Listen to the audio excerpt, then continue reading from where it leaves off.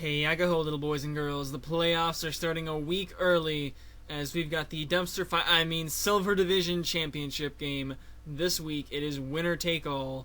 6 and 5, 9 under versus 5 and 6, 8 under. The situation is very straightforward. If the Jasmine win, we are 7 and 5 and we win the division outright. If the Pirattatas win, they are 6 and 6. The Jasmine are also 6 and 6, and the Pirattatas have higher differential and would also take head-to-head anyway, and would proceed to move up to first. And because the other division actually is not a dumpster fire, they have both the wild cards. So the only person from our division who is going to be getting in is the division champion. So that is our goal this week. Now this game actually came very close to not being played because we played Saturday morning. Friday afternoon, my hotspot got disabled due to plan changes, but thankfully by that evening it was back online. I was kind of freaking out. It was probably about to be a forfeit, but it wasn't. So we actually got to play a game, and that's going to be good. There's also not a disconnect, so I'll go ahead and spoil that. So that's always the number one thing I ask for from the games. So that's the scenario. Winner takes all. You can just ignore differential at this point because of that. So yeah, that's going to be it. We are playing Tup, who beat us in week 5, and, rematches are weird. It's like, one person's like, well, I brought this team and it worked, and the other person's like, well, I brought this team and it kind of worked.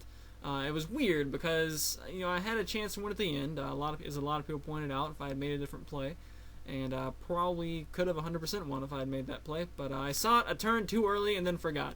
So we're going to be trying to redeem ourselves in the rematch this week. So far, we have split the matches, the divisional matches. We've won one, lost the other. So that's been the case in this dimension anyway. But we will shortly see what Tup has in store for us today. Now, last time he brought the same exact 6 you see on your screen right there: Excadrill, Tentacruel, Tangrowth, Rotom, Heat, Mega Pidgeot, and Liepard. Which means that still not appearing are Azelf, Froslass, Heracross, Lickilicky, and Hippowdon, which Tup and I are two of a couple of coaches who did not make any roster changes all year, so that's kind of cool. So the team we decided to bring is, I guess, a lot of similar pieces to what we brought in week 5. The main difference is we switched out Weezing for Sableye, as he didn't bring Heracross last time, and looking at it, yeah, I do kind of have a lot that kind of stops Heracross, so Weezing was mostly there as a Heracross stop, and I was like, well, I don't think he's going to bring it. I've got ways to check it offensively and defensively, so indeed he did not bring it. So, a couple of guys are almost the same or very similar to the way they were last time. We're kind of going to skip around here. First off, Gliscor, same exact moveset down to literally the same one. I just grabbed it and threw it in the team. It's good. Greninja, very similar. Life Orb Naive. Switched out Night Slash and all of the attack EVs for extra sensory, as I was kind of no longer really fearing Azelf and Froslass after he didn't bring them last time, and I figured, well, if I have to up B with Life Orb, Hydro Pump is still likely going to one-shot him anyway if I have to, if he does bring them, so there's that. Extra sensory should hit a little bit harder. We've discovered over the course of since week 5, Tup really likes to bring offensive Tentacruel. Last time brought Specs Tentacruel, so that's kind of what I'm going to be at least ready for.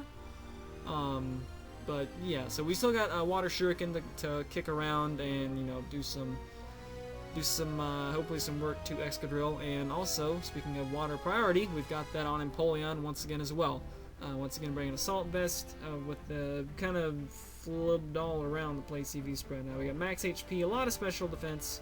And then some remainder thrown into a little bit of attack and a decent chunk of special attack. So we got Earthquake, which is going to allow us to hit Tentacruel super effectively. This is our main switch into Tentacruel, resisting both of its stabs, as well as Mega Pidgeot takes like maybe 15% best from Hurricane, so that'll be cool.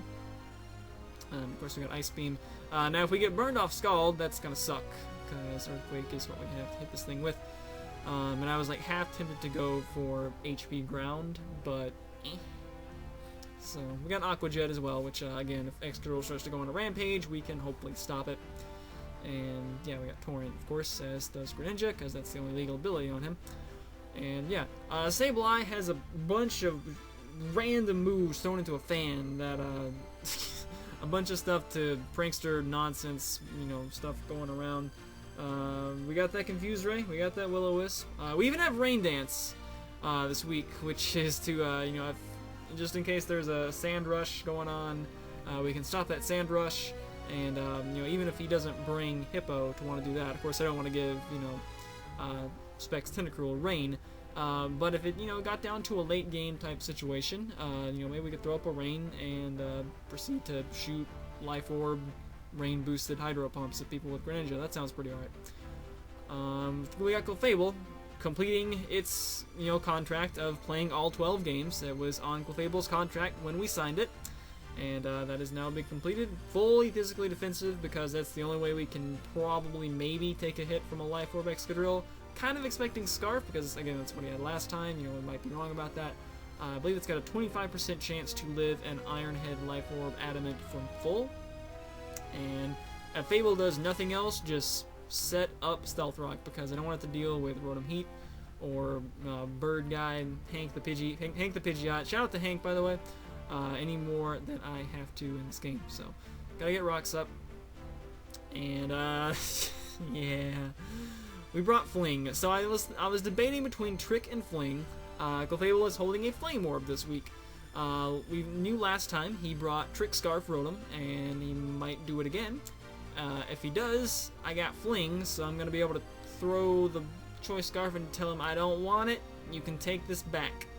So that's the case, and also it kind of provides Clefable with a pseudo Will-O-Wisp that it can use against Excadrill if I think it's gonna come in. So that's something kind of cool.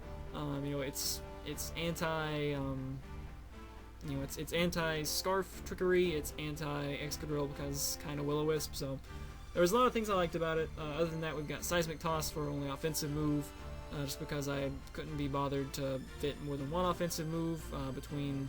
I think last time we brought Flamethrower and Psyshock for the two, but since... for the two guys up top there, but since I know it's going to be, you know, probably an offensive Tentacruel, we are not likely to be able to do anything with it, so... Just S-Toss gets some chip damage. If I can get some chip damage, then Ninja can kill it with Extra Sensory. We're going to need about 30%, so again, we hopefully we can get some rocks, maybe some Seismic Toss going on. And that's going to be Fable. Maybe we'll get to fling a Flame Orb at someone. It'll be cool. Raptor, I believe, is the same as last time. I don't think I tweaked any EVs. Once again, it's Jolly outspeeding Excadrill, as well as an Adamant Tentacruel. Or, you know, Modest Tentacruel, whatever. We're probably, again, going to lead off with it, because it is good. So, outspeeds Mega Pidgeot. And is Bird Stab for Tangrowth, which did get brought again, and it's also got Double Edge for Rotom Heat if we need to take a big meaty chunk out of it. So that is the whole team, and let us now get into what might be our final game on Omega Ruby. And yeah, if we win, we're in. If we're out, or if we lose, then Tup is in and we are out. So that is the scenario. Let's get into it. So I think about a Clefable lead for just early rocks, but nah, that probably won't work. So we're going to be Raptor Birding instead, and it probably works out great because this thing can usually pack Taunt. But it also packs a Prankster T-Wave, and I figure that's probably what it might want to go for here, as we are, you know, Scarfed and would kill it otherwise, barring Focus Sash.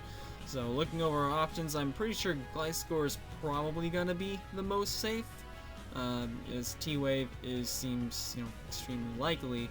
As you want to get Raptor Bird slowed down and to the point that stuff's going to be able to kill it. So in comes Gliscor, and Shades of Season 4 where Gliscor could not get his Toxicorb up, and we are a Sub-Protect Gliscor, and that doesn't do anything if we don't have Toxic on us. So this Gliscor officially has no recovery, so... but it's not useless, which is the nice thing. It'll still outspeed Excadrill, and I'm presuming for the moment will outspeed a Tentacruel, unless Tentacruel is timid. So we're going to protect here and see if he packs HP Ice, because it does have a serviceable special attack stat, and it wants to taunt, so Usually, so that could either mean he's going to continue to want to taunt, or it means he's going to expect me to expect taunt, and therefore I'll just go for an attack move. And I decided to just go ahead and go for the latter, as he turns out not yet knowing which one to go for. And if I go Toxic, then that would be nice if a Levitating guy came in, and if I go Earthquake, maybe otherwise. He ends up to go for Levitating guy, as I go for Earthquake. So here's this guy, which last time was Scarfed, and was Trick Scarf. And I think we're going to Protect to see what he locks himself into, presuming him to be Scarfed anyway. So he wants to Will-O-Wisp, which is perfectly understandable, and I think I'm going to use that chance to go into Fable, as that will allow, if he indeed just stays and goes for it again, it'll let Fable get burned, which is Magic Guard, so it doesn't care, but it'll be kind of nice because it will disguise that I have a Flame Orb attached to Fable. He won't know if it's leftovers or what it is, and I won't get burned from the Flame Orb, so I'll get burned from the Will-O-Wisp, so he won't know. So that, I believe, is what we're gonna do. We're gonna keep Shade Man around and try to maybe do something with him later. We'll just have to see. So in comes Galaxy Man, and indeed he does connect the Will-O-Wisp, which would have been, even if he missed it, I would have been burned at the end of the turn anyway. So a couple of things we can do here. Number one thing is set up Stealth Rock, because that's what I said we need to do. If nothing else, Fable gets done and got Stealth Rock up. Alright, cool. So there's a guy who can spin, but last time was super offensive, so I'm not knowing if he's going to spin or not. We're going to go probably into Empoleon, and as soon as my stylus was hovering over Empoleon, I said, he's probably going to get the first turn burn from Scald, but this is the right switch anyway, so we're going to make the switch, and he gets the Scald, which is about 20 points, and gets the burn. Which, it's not hacks if you call it, right? Now, the nice thing is, information-wise, that 20-ish points we took, as little as it may seem, we're AV, and we're especially defensive-ish Empoleon, and that means that's still Specs damage. So, that's good. We find out that it's probably the same exact Tentacruel as last time, maybe with some minor adjustments. So yeah. We're burned, which means Earthquake is not going to be able to deal great damage to this guy. Assuming he's going to be mostly speed and special attack invested, Earthquake should still do like a fourth. So, I don't know. Maybe he wants. I doubt he wants to stay in, but I'm going to click Earthquake anyway. I kind of had an inkling to maybe click Ice Beam in case of Tangrowth, but just in case he decided to stay in. That'd be nice if Ice Beam could you could use it on yourself and heal a burn. That'd be pretty nice, but not the case. So Tangrowth is not going to take anything, especially if it gets out of here with regen from that Earthquake. So, and yeah, Empoleon is, that burn is going to be severely hampering his Assault Vest capacities to tank hits, and it's just generally very horrible. But anyway, that is what Scald does, and yeah. We're going to get out of here and go into Sableye. Now, Sableye, before this game, I could not decide what item I wanted on him. I honestly did not care. So, in comes Sableye, and loses his leftovers, because I just threw that on there because, whatever, can't decide, throw leftovers on there. So, we got this guy who probably doesn't want to take a burn. We've seen knockoffs, so it's at least partially physical. But we got a Rotom Heat hanging out in the back who would switch into a Will-O-Wisp and not really care at all. So if that's going to be the case, then maybe we'll just click Confuse Ray instead, which will affect it, and will maybe have some general effect on the game. So that's what we're going to do, and indeed that is what comes in. So we at least get the thing confused, and from here we can proceed to go. I'm actually going to go into Fable too, even though it's not going to be especially defensive. It hopefully will, I'm pretty sure it's going to be Scarfed. Just have an inkling. We see no leftovers there, and that sort of backs up that I feel like it is probably Scarfed.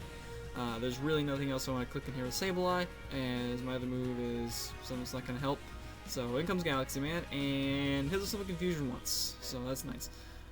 So what move do we want to click here? And I believe I just decide we've already got a Rocks up, so I'm just going to click S-Toss, and indeed, he does trick me a Scarf, so we some decent damage off there, as Rotom has, by default, low HP, base HP stats, so there's that. I believe somewhere in here I click and make sure I can't go ahead and fling automatically. Since I already used the move, I am locked into it, even though I haven't clicked it since I got the Scarf. So I actually outspeed him there, which, because of the Scarf, So taps out of Confusion. So goes one for, hits himself once. So it's fairly average, I guess. And then snaps out. So kind of sort of did its job. Good job, Confuse Ray. And then of course can switch up to Volt Switch, and no reason not to drop in Excadrill here on what ended up to be a slower Volt Switch. However, I believe with all that damage, it's now dead to Rocks. So that means we hopefully, unless this wants to spin as well, should be able to endure, or not have to endure another Tango with Rotom Heat. It's just going to be Death Fodder at this point, which is still a decent service of it. So we're going to get out of here as we are well below livable range for Ironhead, even if it is going to be Scarfed, which we saw Mold Breaker, and that's going to immediately imply that it's going to be Scarfed. So that's just going to be my operative assumption for the moment, and we're about to test that theory because we're about to go into Sableye, and if it's Scarfed, we should live. If it's Life Orb, then we won't live, and we'll probably drop in Gliscor and go for an Earthquake. So in comes Ironhead, and looks like that is not going to be Life Orb whatsoever. That's going to be Scarf damage, or at least that's no item Adamant max damage. So that's going to be that. Maybe not Adamant, but probably Adamant. So here, I could go for my fourth move, which would, probably not let me live a thing. So instead, but would provide other benefits. But we're gonna Will-O-Wisp instead. Hope he's not Lum, and he is not Lum. He is indeed Scarf, pretty sure. So we're gonna get the burn off, and that's gonna be pretty great because now that thing's crippled and. Containing Excadrill was one of Sableye's main contingency necessary roles he needed to be on the team this week, and I would count burning it when he has no Cleric in sight as sufficiently contingencying it. So speaking of burn guys, we're going to go into our Steel type burn guy, and really going to bank on him being Scarfed, because if he's not, he can switch to Earthquake and maybe not kill since he's burned, but he would do more and then burn would probably kill, more than I want him to see. So Scald is the obvious move, but I feel like he's probably going to want to save this guy, as he's locked into Ironhead. That's going to be pointless to stay in unless he just wants to completely sack it. So we're going to click Ice Beam, because Tangrowth probably wants to come in, and it does want to come in. And we are going to Ice Beam it, and that does over half. And the Ice type Cooper gets the freeze for a second time this season. So Tangrowth gets the freeze, and it did over half. So, but it didn't do like a ton. So there's a good chance it's AV, which I think it was last time. It could just be like maximally specially defensive, but AV is certainly likely. Regardless of the freeze or not, I think he would probably be leaving here anyway. But I am definitely just going to go ahead and carry through with the Ice Beam coming in again. As you see how much damage Ice Beam would have done to this guy, and looks like it's going to be, good enough that if I stay in an Ice Beam again, then he's probably going to be dead. But since he just had a unfortunate hacks happen to him, I'm hoping he's going to make the safe play and just go Earthquake, so we're going to go into Gliscor. And instead, he gets a Rapid Spin off, which, means he's Scarfed into Rapid Spin. So if I was like, any normal Gliscor here, we either have Toxic up, or we could have Roost to get back to full life. We have neither. So, and I don't really want to sub up or anything like that, even though I could sub on Rapid Spin, of course, because if Tangrowth comes in, then I can't really touch it, and it's just going to give it turns to thaw out. So I don't want to make an immediate switch. So, thinking about what I want to do, and I think I'm just going to click Toxic here, as I don't want Rotom Heat to come in, well, yeah, because he just got rocks off the field, so Rotom Heat would be able to come in for free here if he wanted to, and he's just going to keep going for Rapid Spin, apparently trying to sack this thing off for the sake of keeping rocks off the field, which is, I suppose, okay. So I think on this turn, I believe I click Toxic again? I believe I do. I could just Earthquake and kill him, of course, and also, we definitely confirm he's Scarfed by him outspeeding Gliscor there, which that was pretty well confirmed by him not switching out before. So now Gliscor's like taking chip damage here, and I decide, you know what, whatever, I'm gonna go ahead and Earthquake this time, and just go ahead and get him out of my hair. And, maybe he, I've been using Toxic, maybe he wants to go into somebody who's going to be immune from it. Tangrowth currently is immune from it, since it's frozen. So I'm just going to click EQ and maybe get a little bit of damage on somebody or other. And sure enough, he doesn't decide to switch and save it for Death Fodder. and we get a little bit of damage on Tangrowth, so, you know, every little bit helps. So we could make an aggressive switch here into a Staraptor, and that could be good. And it could be good, but we need to get rocks back up, so we're going to go into Fable. And on this turn, this kind of condemns Excadrill one way or the other. And so he can either switch it in now, and it's going to die to burn, which looks like what's going to happen. Or he can, you know, not switch it in now, and it's going to be dead to rocks, because it had, even though it quadsies, I'm pretty sure it only had like 3 HP left. So that means we are locked into rocks, and I feel like the thought that I'm choice locked into rocks doesn't even actually cross my mind, because I wouldn't, thankfully I wouldn't stay in anyway, so, but anyway, so we got rocks back up, and presumably his only spinner is dead. It could still be a choice specs rapid spin, I don't know, from Tentacruel, but hopefully not. So Pidgeot has the 25% I need on there for Greninja's Ice Beam to kill, so that's going to be well and good. And even though it's gotten worn down by the burn, we are actually potentially able to take a Hurricane at 30 HP. Now, funny thing is, this is the same scenario we were in Week 5. Empoleon was in range to where he could probably actually live a Hurricane and fire back with either a powerful Torrent boosted Scald or an Ice Beam, or I could just take a little bit of chip damage and go for Aqua Jet. The reason I didn't go Aqua Jet last time is because I was expecting him to have hidden power. So this time I decided, you know what, I'm just going to go for something that might actually make a difference and just click Ice Beam, rather than just go for a little piddly amount of damage. I've already got the 25% I needed from Greninja to pick up the KO with Ice Beam from Stealth Rock. So we're just going to click Ice Beam. And this time, he does have hidden power, so I got that wrong kind of both times, but I don't think it's going to end up to matter, though, as we are going to... We can drop in one of two guys. We can either drop in Greninja or we can drop in Staraptor, both of whom are all at speed and should be able to pick up the KO on this guy. Unless he's got a lot of bulk potentially. In case of Greninja, I don't know that a lot of bulk would save him from Staraptor, even though Greninja's hitting super effectively. So that's just how powerful Raptor Bird is. I'm not sure, but anyway. In the end, I decided to go for Storm Eagle, as currently Tentacruel is going to be able to take a couple of extra sensories, whereas I don't really know how well it's going to take a Double Edge, or a Brave Bird rather, which we're going to go for because the Rotom Heat is dead on entry, and Tangrowth is weak to it. So we're going to click Brave Bird, and either this, you know, we're probably going to get a kill here one way or the other, which I'm kind of expecting it to just be Rotom Heat coming in on a sack, and then a drop into Liepard to again scare me away, much like the lead with Prankster T-Wave. So that's what I'm thinking is going to happen here. And he's thinking about it for quite a while, and he calls my bluff on Scarf, and I'm not bluffing. So Mega Pidgeot goes down to a Brave Bird, and that was not the kill I was expecting to get, but I'm rather glad I got it instead of Rotom, so cool.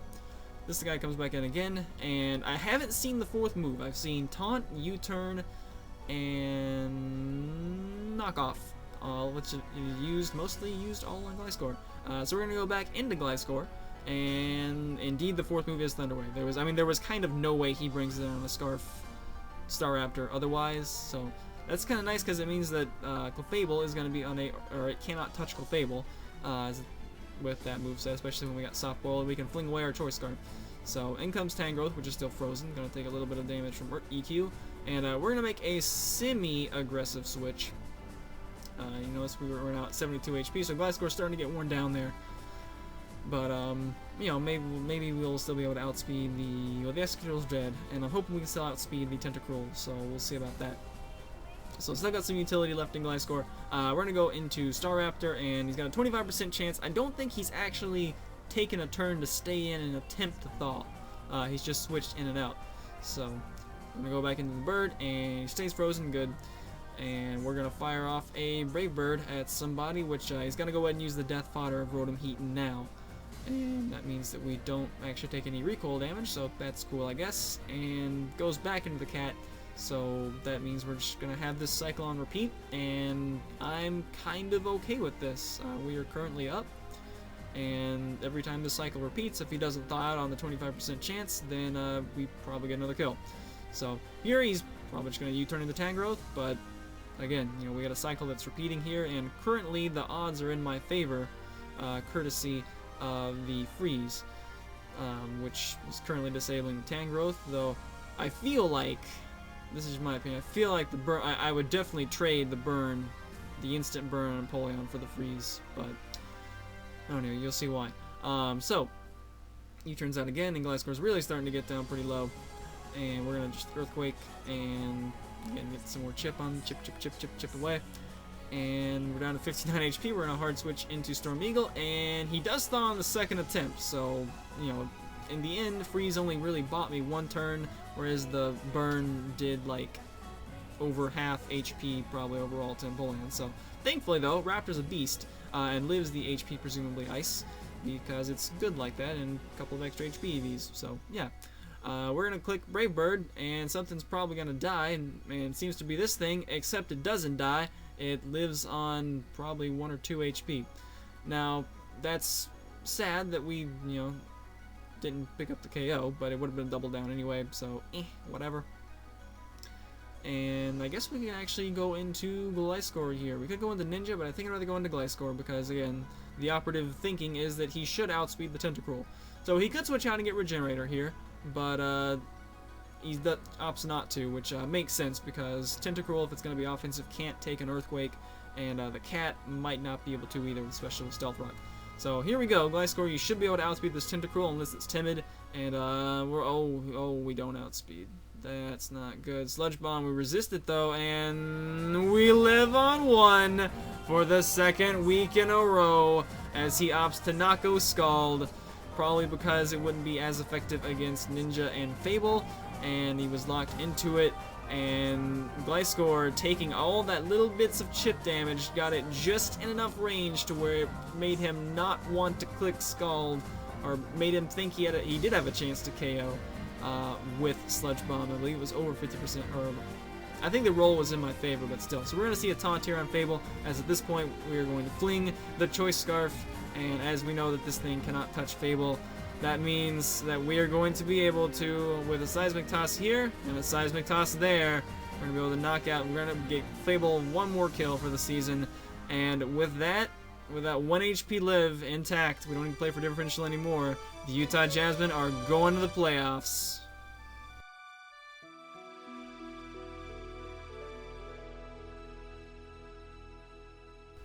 And so after that, after 12 long weeks of hot streaks, cold streaks, and lukewarm garbage streaks, we end the season 7-5 at a -7, which is still good enough to put us first in the Silver Division. We hang on, we win the division, and we are going to the playoffs for the first time. We won Season 3, but that season didn't have playoffs, as you know. So this is actually going to be our first dip into the playoffs, and honestly anything after this is just gravy, so we'll talk about that in a moment. So some brief more talking about this game. So yeah, Sludge Bomb was 1 HP live. I feel like if he had just gone Scald, which he would have, probably if I had Poison Heal up, or if I had taken maybe a few less hits from chip damage from that Excadrill, the calc might have been off a little bit. I feel like there was a way he could have finagled to win by going for Scald, picking up that KO, and then I don't think Fable can take 2 at that point. It's still Scarf locked. Ninja can take 2. It might depend on some burns, but I can't afford to let him get T-waved.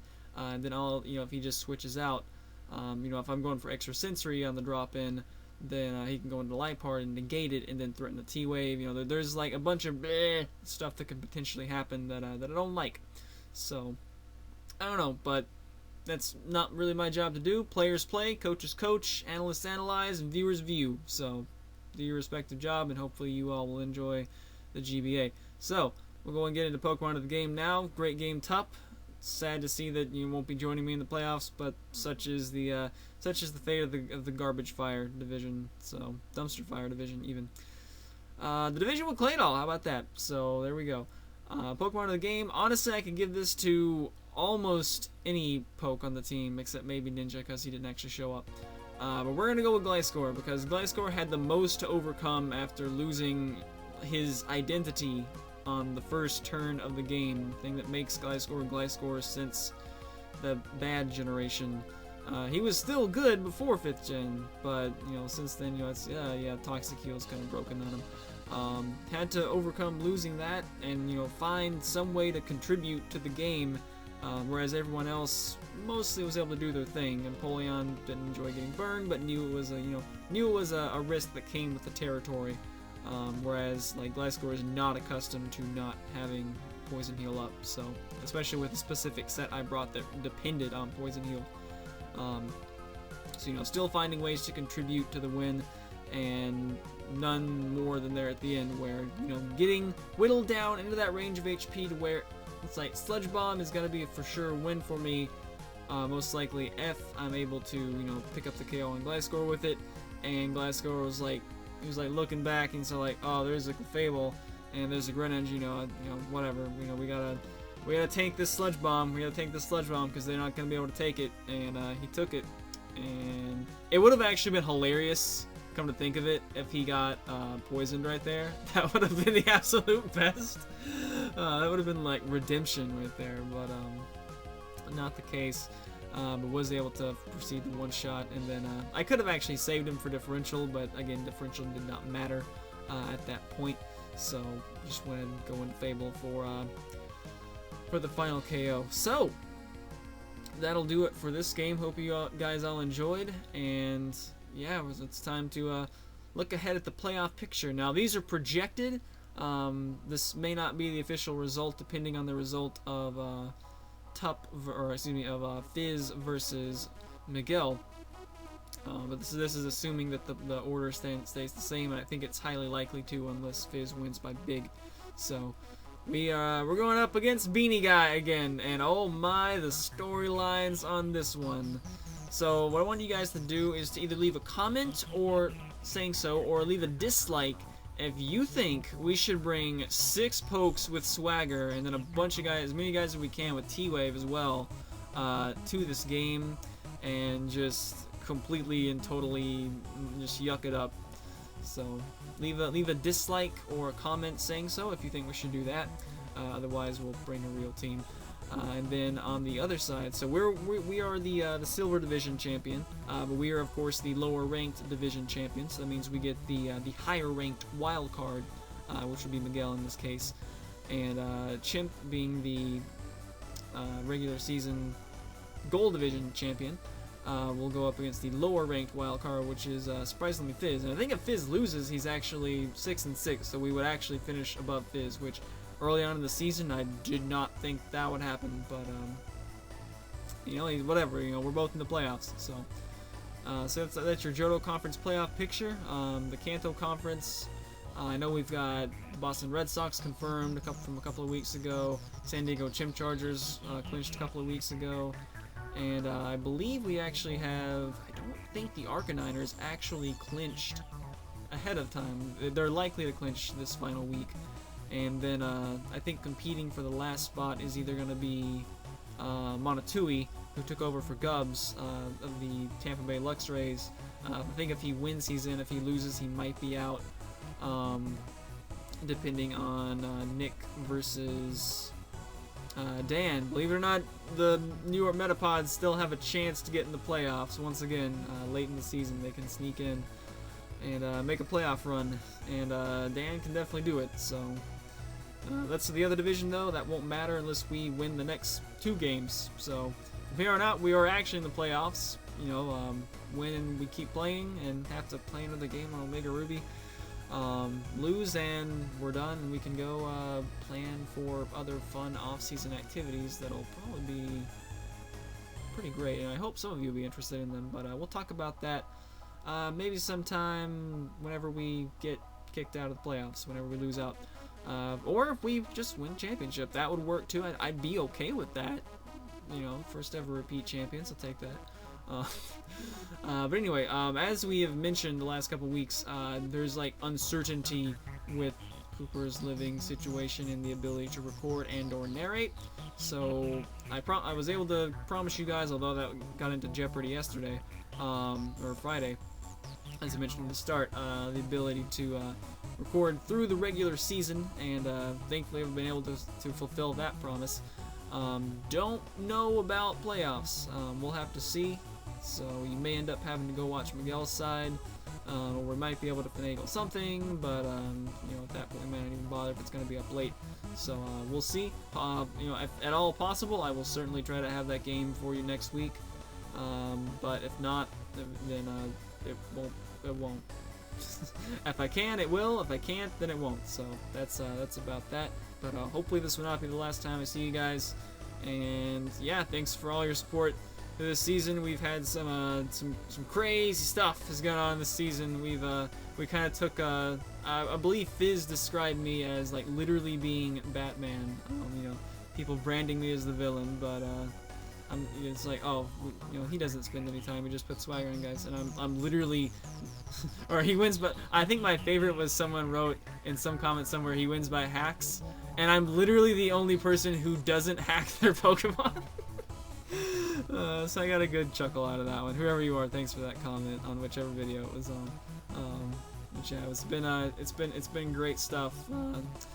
Making it to the playoffs with no lead. Are we the only? I believe we might be the only team in the playoffs with no legendaries. We're the only team in the league at all with no legendaries and no 5th gen Pokemon. So trying to go over right quick the rosters, but I know we got Volcanion, we got Tortorn T, Miguel's got Uxie and Registeel. Those are technically legendaries.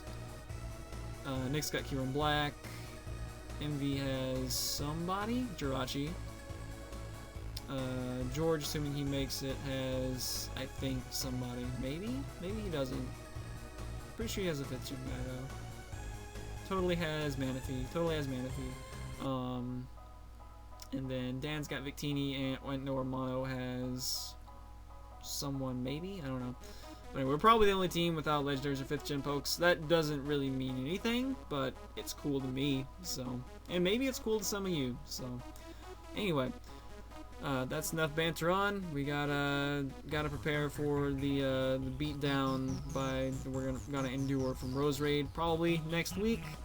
Miguel, another team that did not make any roster changes, assuming we do play him, which I expect to.